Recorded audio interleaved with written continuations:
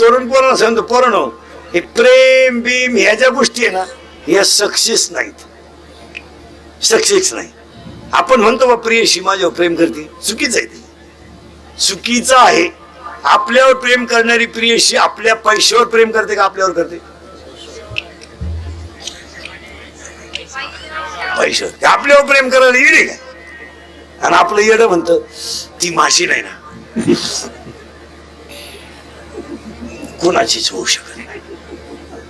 ती 2-4 जणांची झाली, तू हा 4था नंबर आहे.